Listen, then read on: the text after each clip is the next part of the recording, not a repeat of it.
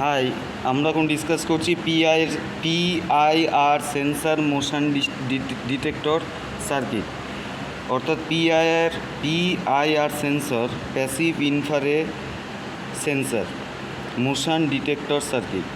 এখানে সার্কিটে কি আছে না, সার্কিটে আমাদের একটা পিআইআর সেন্সর মডিউল নেওয়া আছে, তার যথাক্রমে একটা ভিসিসি সাপ্লাই 5 ভোল্ট ডিসিসির সঙ্গে দেওয়া হয়েছে এবং গ্রাউন্ডটা 5 ভোল্ট মাইনাসের সঙ্গে যুক্ত, এবং আউটপুট টার্মিনালটার সঙ্গে আমরা 1 কিলো ওহম রেজিস্ট্যান্স দিয়ে BC547 একটা এনপিএন টাইপ ট্রানজিস্টারে বেসে কানেক্ট করা আছে।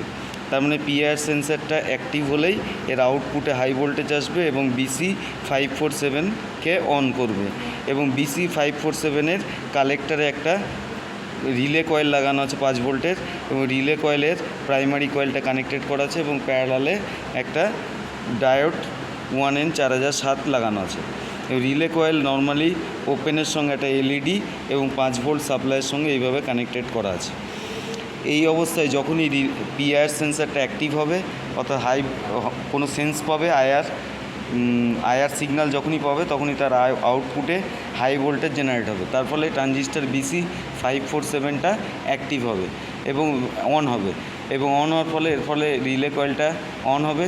তার ফলে এখানে রিলে কয়েলের কম পোর্টটা এনসি ছেড়ে এনওকে ধরবে, তখনই আউটপুটে আমাদের বাজার হোক বা এলইডি হোক সেখানে ইন্ডিকেটারে ইন্ডিকেট পাবো।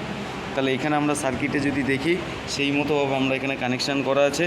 এখানে আমাদের পিআইআর সেন্সার আছে, পিআইআর সেন্সারটা ওই দিক করে মুভ করানো আছে ফেসটা।